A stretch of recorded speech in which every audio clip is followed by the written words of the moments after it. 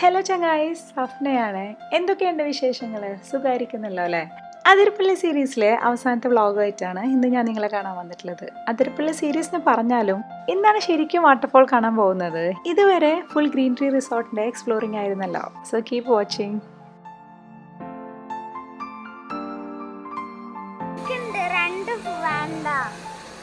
Green ട്രീയിലെ പൂക്കളോടും പൂമ്പാറ്റകളോടും പൂമീനുകളോടും ഒക്കെ യാത്ര പറഞ്ഞ് അവിടെ നിന്ന് ഇറങ്ങി. ഇത്രയും ദിവസം എന്നെ ഇവിടെ പിടിച്ചു വെച്ചിരുന്നത് ഇവരൊക്കെ ആയിരുന്നല്ലോ. ഇവർക്കൊക്കെ പുറമെ പോകുന്നത് മുന്നേ ഒരാളോട് കൂടി എനിക്ക് യാത്ര പറയണം. അത് മറ്റാരുമല്ല, നമ്മളെ രാമേട്ടൻ.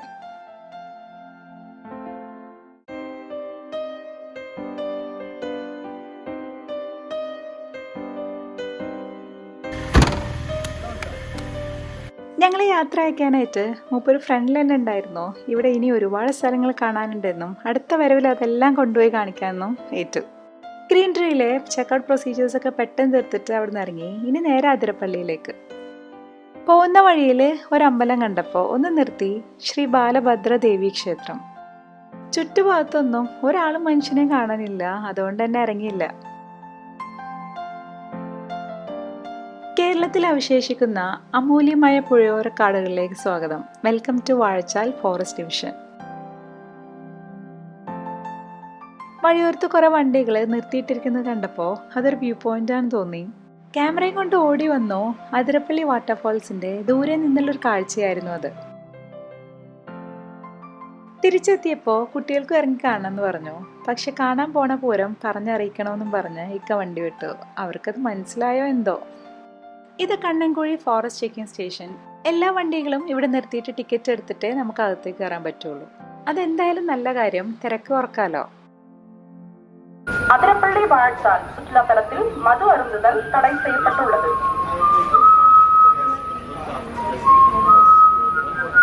ഇവിടെ ശ്രദ്ധിച്ച മറ്റൊരു കാര്യം, കോവിഡ് പ്രോട്ടോക്കോളും അപകട സൂചനകളും ഒക്കെ തമിഴിലാണ് ഇടയ്ക്കിടെ അനൗൺസ് ചെയ്യുന്നുണ്ടായിരുന്നത്, മലയാളത്തിൽ പറയുന്നതിനേക്കാൾ കൂടുതലായിട്ട്. പിന്നീട് ഇവിടെ വെച്ച് പരിചയപ്പെട്ട ഒരു കടക്കാരനോട് ചോദിച്ചപ്പോൾ പുള്ളി പറഞ്ഞു, തമിഴ്നാട്ടിൽ നിന്ന് ആളുകൾ ഏറ്റവും കൂടുതൽ വരുന്ന കേരളത്തിലെ ടൂറിസ്റ്റ് സ്പോട്ടാണ് അത്ര അതിരപ്പള്ളി. അതിന് മറ്റൊരു കാരണം കൂടി ഉണ്ട് കേട്ടോ. അതിരപ്പള്ളി വെള്ളച്ചാട്ടം മലയാളം മൂവീസിനേക്കാൾ കൂടുതൽ ചിത്രീകരിച്ചിട്ടുള്ളത് തമിഴ് മൂവീസിലാണ്. എന്താല്ലേ? ഇപ്പോഴത്തെ വിഷ്വൽ മീഡിയാസ് ആയിട്ടുള്ള മൂവീസും യൂട്യൂബ് ചാനൽസൊക്കെ ടൂറിസത്തിന് നൽകുന്ന പ്രചാരം ചെറുതൊന്നല്ല. നമ്മൾ അടുത്ത് പോയി കാണാൻ പോകുന്ന ആ ഗംഭീര വെള്ളച്ചാട്ടത്തിന്റെ ദൂരെ നിന്ന് കണ്ട് മനസ്സിലെ ഉദ്വേഗം കൂട്ടുന്ന ഒരു സീനായിരുന്നു കേട്ടോ ഇത്. അവിടെ നിന്ന് അധികം സമയം കളയണ്ടെന്ന് വിചാരിച്ചിട്ട് വേഗം വിട്ട് ഒരു ആരവത്തോടെ ഗംഭീരമായി താഴേക്ക് ചാടുന്ന ചാലക്കുടി പുഴയെ അടുത്ത് ചെന്ന് കാണാൻ ഇനിയും വൈകിക്കാൻ പാടില്ലല്ലോ. വെള്ളച്ചാട്ടത്തിലേക്കുള്ള എൻട്രി പോയിന്റിൽ എത്തിയെന്ന് ഒരു ബുദ്ധിമുട്ടില്ലാണ്ട് മനസ്സിലായി. കാരണം എല്ലാ ടൂറിസ്റ്റ് ഡെസ്റ്റിനേഷൻസിലും ഉള്ള പോലെ നിറയെ ടോയ്സിന്റെ ഷോപ്പുകൾ. വണ്ടി പാർക്ക് ചെയ്ത ഉടനെ ചാടി ഇറങ്ങി. എൻ്റെ എല്ലാ ആക്സസറീസും എടുത്തിട്ട് ഫുള്ളി എക്യുപ്ഡ്. അപ്പം ഞാനൊന്ന് പോയേച്ചും വരാം. അതിരപ്പള്ളി എങ്ങനെ ഉണ്ടെന്ന് ചെന്നൊന്ന് നോക്കണ്ടേ? ഇതിനു മുന്നേ ഞാൻ ഇവിടെ വന്നിട്ടുണ്ട് 2007, 14 വർഷങ്ങൾക്ക് മുന്നേ. അതിൻ്റെ കഥ ഞാൻ പിന്നെ ഒരിക്കൽ പറയാം. ഇവിടെയും തമിഴിലുള്ള അനൗൺസ്മെന്റ് തന്നെ. ഇതാണ് മെയിൻ എൻട്രൻസ് ഗേറ്റ്. എല്ലാ കോവിഡ് പ്രോട്ടോകോൾസും ഫോളോ ചെയ്തിട്ട് കുറെ മീനിങ് ഫുൾ ആയിട്ടുള്ള കോഡ്സ് എഴുതിയിട്ടുള്ള ബോർഡ് എൻട്രൻസിൽ തന്നെ ഉണ്ടായിരുന്നു. അതിലെനിക്ക് ഏറ്റവും ഇഷ്ടമായത്, when the last tree is cut and the last river is poisoned, man will realize that he can't eat his money. മനുഷ്യന്മാര് ഇപ്പൊ ചെയ്തുകൊണ്ടിരിക്കുന്ന കാര്യം അവനവന്റെ കുഴി കുഴിക്കുക. കല്ലുപാതി ഒരു നടപ്പാതയാണ് വെള്ളച്ചാട്ടത്തിലേക്ക് പോകാനായിട്ട്. നടുവിലായിട്ട് ഒരു പ്രത്യേക ട്രാക്ക് കണ്ടു. എന്തിനാണെന്ന് മനസ്സിലായില്ല. ചിലപ്പോ വീൽ ചെയർ കൊണ്ടുപോകാനായിരിക്കും. കുറച്ച് നടക്കാനുണ്ട് കേട്ടോ ഇങ്ങോട്ട് എത്താനായിട്ട്. ദൂരെ പാൽപ്പുഴ പോലെ ഒഴുകുന്ന ചാലക്കുടി പുഴ കണ്ടപ്പോ ആൻസൈറ്റി ഒന്നുകൂടി കൂടി. ഇനി വാട്ടർഫോളിനെ കുറിച്ച് ഡീറ്റെയിൽസ് പറഞ്ഞോട്ടെ.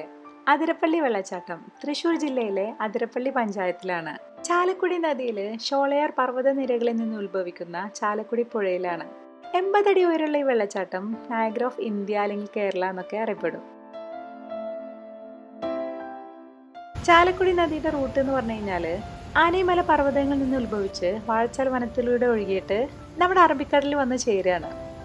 ഈ നദി തുടക്കത്തിൽ നല്ല കൂളായിട്ട് ഒഴുകുന്നുണ്ടെങ്കിലും അതിരപ്പള്ളിക്ക് അടുത്തെത്തുമ്പോൾ ഒരു അന്യൻ സ്റ്റൈല് പുള്ളി ഒരു രൗദ്രഭാവം എടുക്കുകയാണ്. എന്തുകൊണ്ടാണാവോ? അതിരപ്പള്ളി വെള്ളച്ചാട്ടത്തിന്റെ വലിയ പാറകൾക്ക് ചുറ്റും വെള്ളം ഉയർന്ന് 3 വ്യത്യസ്ത സ്ട്രീമുകളിലായിട്ടാണ് താഴേക്ക് വീഴുന്നത്. തുമ്പർമൊഴിയിലെ ഡാമിലെത്തുന്നതോടെ ഇത് നല്ല സ്മൂത്ത് ആയിട്ട് ഒഴുകൂത്ര. വെള്ളച്ചാട്ടത്തിനടുത്തേക്ക് വരുന്ന ആളുകളെ കൺട്രോൾ ചെയ്യാനുള്ള ഗാർഡാണെന്ന് തോന്നുന്നു ആ ചെറിയ ഓലപ്പുരയില്. വെള്ളച്ചാട്ടം എത്ര കണ്ടു നിന്നിട്ടും മതി വരുന്നേ ഉണ്ടായിരുന്നില്ല. എന്നാലും ആളുകൾ കൂടി വരുന്നത് കണ്ടപ്പോൾ അവിടുന്ന് പോന്നു. കുറച്ചു നേരം ചാലക്കുടി പുഴയോട് കളി പറയാന്ന് വെച്ച്.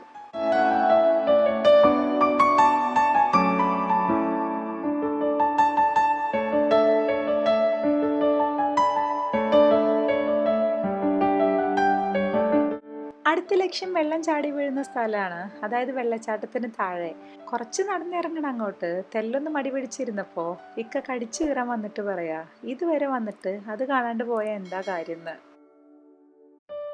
ഒരു കാര്യം ഞാൻ നോട്ടീസ് ചെയ്തത്, ഇവിടെയുള്ള ഷോപ്സും റെസ്റ്റ് ഏരിയ ഒക്കെ ഓലഷെഡുകളാണ്. ഇവിടുത്തെ ഒരു ആംബിയൻസിന് നല്ല ആപ്റ്റായിട്ടുള്ളവ. വേറൊരു കാര്യം കണ്ടോ, ഡസ്റ്റ്ബിനിൽ വേസ്റ്റ് ഇടാനായിട്ട് വളരെ ചെറിയ ഹോള്. ഇവിടുത്തെ വികൃതികളായ കുരങ്ങന്മാര് എടുക്കാതിരിക്കാനാണത്രേ. അവർക്ക് ഫുഡ് ഇട്ട് കൊടുക്കരുതെന്നുള്ള ബോർഡ് പലയിടത്തായിട്ട് വെച്ചിട്ടുമുണ്ട്. വളരെ സർപ്രൈസിങ് ആയിട്ടുള്ള സംഭവം നടന്നു. അതിൻ്റെ ഇടയ്ക്ക് ഞങ്ങൾ ഏറ്റവും അടുത്ത ഫാമിലി ഫ്രണ്ടിൻ്റെ ബ്രദറിനെയും ഫാമിലിയും അൺഎക്സ്പെക്റ്റഡ് ആയിട്ട് മീറ്റ് ചെയ്ത് ഇവിടെ വെച്ചിട്ട്. 5 വർഷങ്ങൾക്ക് മുന്നേ ഒരു കുളു മനാലി ട്രിപ്പ് പോയ മുതലുള്ള പരിചയമാണ് ഇവരുമായിട്ട്. അവർ തിരിച്ചു പോണ സമയത്താണ് നമ്മൾ മീറ്റ് ചെയ്തത്. സോ അവരോട് യാത്ര പറഞ്ഞ് ഞങ്ങൾ താഴേക്ക് ഇറങ്ങി. വെള്ളച്ചാട്ടത്തിൻ്റെ താഴത്തേക്ക് ഏകദേശം 400 മീറ്റർ കുത്തനെയുള്ള വഴിയാണ്. അതുകൊണ്ട് തന്നെ വല്ല ഹെൽത്ത് ഇഷ്യൂസുള്ള ആൾക്കാരൊക്കെ സൂക്ഷിക്കണമെന്ന്. ഇറങ്ങാൻ നല്ല സുഖമായിരുന്നു. വഴി നന്നായിട്ട് വെട്ടിയുണ്ടാക്കിയിട്ടുണ്ട്. അത് ഒറ്റയടിക്ക് സ്റ്റീപ്പാക്കാതെ നമ്മളെ താമരശ്ശേരി ചുരം പോലെ ഹെയർ പിൻ ബെഞ്ചൊക്കെ കൊടുത്തിട്ടുള്ളൊരു നടപ്പാത.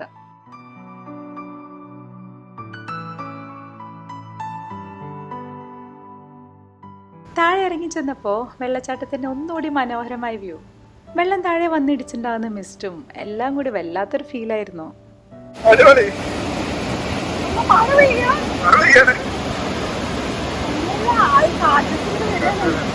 കഴിഞ്ഞ കുറച്ച് ദിവസങ്ങളിൽ പെയ്ത മഴ കാരണം നല്ല ശക്തിയായിട്ടാണ് വെള്ളം ചാടുന്നത്. ശക്തിക്കനുസരിച്ചുള്ള ഭംഗി അതിനുണ്ടായിരുന്നു. ഞാൻ ഇതിനു മുന്നേ വന്നപ്പോൾ ഇത്ര സ്ട്രോങ് ആയിരുന്നില്ല. വെള്ളം താഴേക്ക് വീഴുന്ന ഒരു ശക്തി കൊണ്ട് അത് മിസ്റ്റായിട്ട് ഈ ഒരു ഏരിയ മൊത്തം വെള്ളം സ്പ്രേ ചെയ്യുന്ന പോലത്തെ ഒരു എഫക്റ്റ് ആയിരുന്നു. അതെ, ഞാൻ അതിരപ്പള്ളി പോയ ദിവസം ഇവിടെ വെച്ച് ഷൂട്ട് ചെയ്ത ഒരു ഇൻസ്റ്റാ റീൽ ഇട്ടിരുന്നു. നിങ്ങളിൽ ആരൊക്കെ അത് കണ്ടെന്നറിയില്ല. എന്തായാലും ഞാൻ ഇവിടെ അതൊന്ന് ഷെയർ ചെയ്യണം.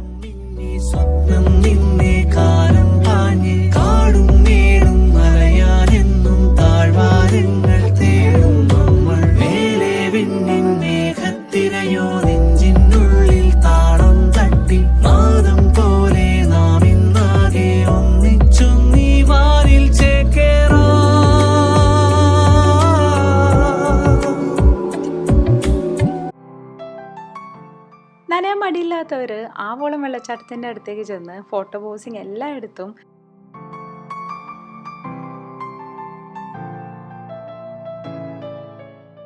നനയേണ്ടാത്തവരോ അങ്ങ് ദൂരെ മാറി നിന്ന് വെള്ളച്ചാട്ടത്തിൻ്റെ ഭംഗി ആസ്വദിച്ചുകൊണ്ടേയിരുന്നു. നോട്ട് ചെയ്ത മറ്റൊരു കാര്യം, ഇന്ത്യയുടെ വിവിധ ഭാഗങ്ങളിൽ നിന്നുള്ള ടൂറിസ്റ്റുകളുണ്ട് ഇവിടെ. കേരളത്തിലെ മറ്റൊരു ടൂറിസ്റ്റ് സ്പോട്ടുകളിലും ഇത്രയധികം ഞാൻ കണ്ടിട്ടേ ഇല്ല. തിരിച്ചു കയറുമ്പോൾ മനസ്സിലായി എളുപ്പമല്ലാട്ടാ.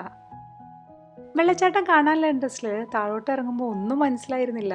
പക്ഷെ തിരിച്ചു കയറുമ്പോഴോ കയറിയിട്ടും തീരുന്നേ ഉണ്ടായിരുന്നില്ല. ഞാൻ നേരത്തെ താഴെ ഉണ്ടായിരുന്ന ഹട്ടുകളെ കുറിച്ച് പറഞ്ഞിരുന്നല്ലോ. ഇപ്പോൾ ഇത് കണ്ടോ, നട്ടുവെച്ചിരിക്കുന്ന മരത്തൈകൾക്ക് പ്രൊട്ടക്ഷനായിട്ട് ഉണ്ടാക്കുന്നത് മുളകൾ കൊണ്ട്. എല്ലാം ഒരു ഇക്കോ ഫ്രണ്ട്ലി മോഡ്.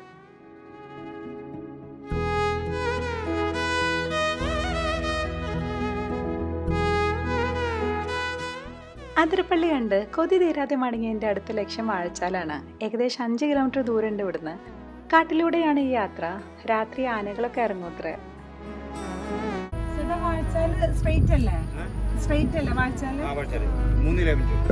മൃഗങ്ങളെ കാണാൻ പറ്റുമോ? ആണല്ലേ, ആനയൊക്കെ ഇറങ്ങുമോ? എത്ര മണി വരെ ഈ റോഡില് പോകാൻ പറ്റുക? ഇല്ല അല്ലേ? ആ, ഓക്കെ ഓക്കെ. വാഴച്ചാലിലേക്കുള്ള റോഡ് മിക്കയിടത്തും പുഴയുടെ പാരലായിട്ടാണ് പോയിക്കൊണ്ടിരിക്കുന്നത്. റോഡ് ഒരു ഇത്തിരി ഇടുങ്ങിയതായതുകൊണ്ട് തന്നെ എവിടെയും നിർത്താൻ പറ്റിയില്ല. പിന്നെ ചെറിയൊരു ഗ്യാപ്പ് കിട്ടിയപ്പോൾ ഒന്ന് നിർത്തി.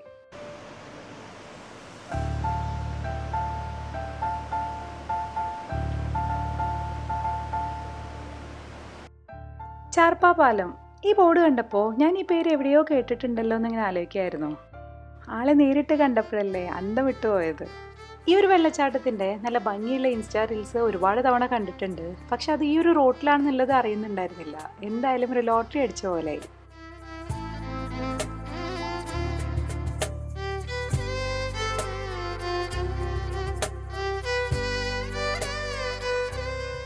നമ്മുടെ നാട്ടിൽ തുടർച്ചയായി മഴ പെയ്യുമ്പോൾ ഈ ഒരു വെള്ളച്ചാട്ടം ശക്തിയായിട്ട് ഒഴുകുന്ന വീഡിയോസ് ഒരുപാട് തവണ വാട്സപ്പിലൊക്കെ വൈറലായിട്ടുണ്ട്. ആ സമയത്ത് ഈ പാലത്തിൻ്റെ മുകളിലൂടെയൊക്കെ വെള്ളം പോവാറുണ്ട്. ചാർപ്പ ഫോളിൻ്റെ ഭംഗി ആസ്വദിച്ചുകൊണ്ട് നിൽക്കുമ്പോൾ രസകരമായൊരു സംഭവം ഉണ്ടായി. വെള്ളച്ചാട്ടം കണ്ട എക്സൈറ്റ്മെന്റിൽ വണ്ടിയിൽ നിന്ന് ഇറങ്ങുമ്പോൾ മാസ്ക് ഇട്ടിട്ടുണ്ടായിരുന്നില്ല. പെട്ടെന്നൊരു ജീപ്പ് വന്ന് നിർത്തിയപ്പോൾ പോലീസാണെന്ന് കരുതി വേഗം വണ്ടിയിലേക്ക് ഓടി. വണ്ടി കയറിയിട്ട് ഇക്കാട് കാര്യം പറഞ്ഞപ്പോൾ പുള്ളി ചിരിയോട് ചിരി. അത് പോലീസ് ജീപ്പല്ല, ഫോറസ്റ്റിൻ്റെ ആയിരുന്നെന്ന്. അതിനെന്താല്ലേ, ഒരബദ്ധമൊക്കെ ഏതൊരു പോലീസുകാരനും പറ്റുന്നല്ലേ. എങ്ങനെയൊക്കെയുള്ള കളിയാക്കലുകൾ നമ്മുടെ ലൈഫിൽ ഇടയ്ക്കിടെ വരാറില്ലേ. ചിലതൊക്കെ നമ്മുടെ കോൺഫിഡൻസിനെ വരെ ബാധിക്കും. പ്രത്യേകിച്ച് എല്ലായിടത്തും കോമ്പറ്റീഷൻ മാത്രമല്ല ഇന്നത്തെ ലോകത്തിൽ.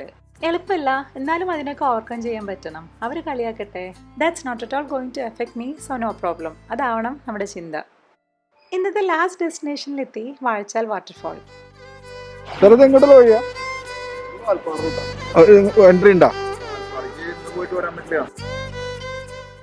ഈ റോഡ് നേരെ പോകുന്നത് ഷോളയർ വാൽപ്പാറ ഏരിയയിലേക്കാണെന്ന് നിങ്ങൾക്കറിയാലോ. എൻ്റെ ഒരുപാട് നാളത്തെ ഒരു ആഗ്രഹമാണ് അതുവഴി പൊള്ളാച്ചിക്കും കൊടൈക്കനാലിക്കൊക്കെ പോകാനായിട്ട്. ഇതുവരെ സാധിച്ചിട്ടില്ല. ആ ഗാർഡ് പറഞ്ഞത് കേട്ടോ, വാൽപ്പാറ പോകണമെങ്കിൽ 2 മണിക്ക് മുന്നേ ആയിട്ട് പോകണമെന്ന്. എന്നാലേ പോയിട്ട് തിരിച്ചു വരാൻ കഴിയുള്ളൂ, അല്ലെങ്കിൽ അവിടുത്തെ ഏതെങ്കിലും റിസോർട്ട് ബുക്കിംഗ് വേണമെന്ന്. ചാലക്കുടി പുഴയുടെ സൗമ്യഭാവം വാഴച്ചാലും രൗദ്രഭാവം അതിരപ്പള്ളി എന്നല്ലേ പറയാ. ആദ്യം തന്നെ കണ്ടത് രൗദ്രഭാവം. ഇവിടെ ഞാൻ നോക്കട്ടെ പുഴ എത്രത്തോളം സൗമ്യമാണെന്ന്. എൻ്റെ കൂടെ വാ.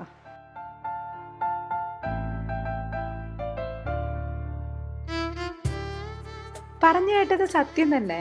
ചാലക്കുടി പുഴ അതിരപ്പള്ളിയിൽ രൗദ്രഭാവത്തിലാണെങ്കിൽ അതവിടെ എത്തുന്നതിന് മുന്നേ ഇവിടെ വാഴച്ചാൽ ഒഴുകുന്നത് ഉണ്ടാവും.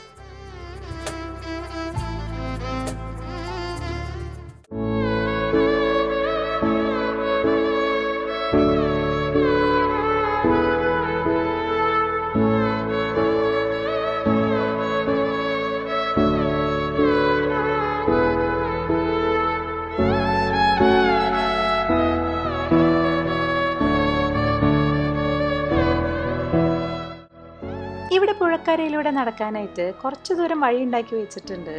നല്ല ടയർഡാണെങ്കിലും കുറച്ചു ദൂരം നടന്നു നോക്കാന്ന് വെച്ചു. എന്താണെന്നറിയില്ല, നീരൊഴുക്ക് പാറകളിൽ തട്ടി ഉണ്ടാക്കുന്ന ആ ഒരു ശബ്ദം ഒരു പ്രത്യേക ഫീൽ കൊടുക്കുന്നുണ്ടായിരുന്നു ഈ ഒരു ഏരിയക്ക് മൊത്തം.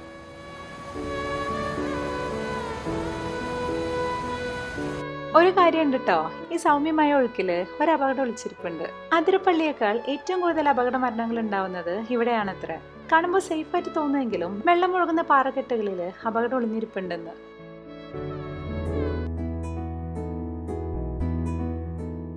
ദൂരെ അങ്ങ് പുഴക്ക് നടുവിലായിട്ട് ഒരു മരം കിടക്കുന്ന നോക്കിയേ. ഇത് കണ്ടപ്പോ എനിക്ക് നമ്മുടെ ലാലേട്ടന്റെ നരൻ മൂവി ഓർമ്മ വന്നു. അതിലിങ്ങനെ പുഴയിൽ ഒലിച്ചു വരുന്ന തടികള് കെട്ടിയടിപ്പിച്ചിട്ടല്ലേ പുള്ളി പൈസ ഉണ്ടാക്കുന്നത്. പെരിങ്ങൽക്കുത്ത് ഡാമിൽ നിന്നാണ് ഈ വെള്ളമൊക്കെ ഒഴുകി വരുന്നത്. ഇവിടെ നിന്ന് ഏകദേശം 9 കിലോമീറ്ററിന്റെ അവിടേക്ക്. പെരിങ്ങൽക്കുത്ത് പവർ സ്റ്റേഷനും അവിടെ തന്നെ. ഇതൊക്കെ കൊടും കാട്ടിനുള്ളിലാണത്ര. അവിടേക്ക് പോകാനായിട്ട് സ്പെഷ്യൽ പെർമിഷനും വേണം. ഇതൊന്ന് നോക്കിയേ, എത്ര ശാന്തമായിട്ടാണല്ലേ പുഴ ഒഴുകി വരുന്നത്. പക്ഷേങ്കില് ഒഴുകുന്ന സ്ഥലത്തിന്റെ ചെരിവ് മാറുന്നതിനനുസരിച്ചിട്ട് എന്ത് പെട്ടെന്നാണല്ലേ പുഴ അതിന്റെ ഭാവം മാറ്റുന്നത്. ചെറിയ ദൂരം നടന്നതിന് ശേഷം അവിടെ നിന്ന് റോഡിലേക്ക് ഒരു എൻട്രി കണ്ടപ്പോൾ അതിലൂടെ നടന്ന് തിരിച്ചു നടക്കാനുള്ള എനർജി ഒട്ടും ഉണ്ടായിരുന്നില്ല. ഭാഗ്യത്തിന് എൻട്രി പോയിന്റിൽ തന്നെ തിരിച്ചെത്തുകയും ചെയ്തു. അപ്പൊ ചങ്ങായിമാരെ, അതിരപ്പള്ളി വാഴച്ചാൽ സീരീസ് ഇവിടെ തീരാണ്. എല്ലാവർക്കും ഇഷ്ടമായിട്ടുണ്ടാവുമെന്ന് വിചാരിക്കുന്നു. അഭിപ്രായങ്ങൾ കമന്റ്സിലൂടെ അറിയിക്കാൻ വിട്ടുപോകരുത്. അതുപോലെ സബ്സ്ക്രൈബ് ചെയ്യാനും. അടുത്തത് അട്ടപ്പാടി അഗളി ഷോളയോ സീരീസ് ആണ്. പുതിയ സ്ഥലം, പുതിയ ആളുകൾ, പുതിയ കാഴ്ചകൾ, അങ്ങനെ പുതുമയാർന്ന കാഴ്ചകളുമായിട്ട് അടുത്ത ആഴ്ച വരും ഞാൻ. Until then, it's me Safnas signing off. Bye bye.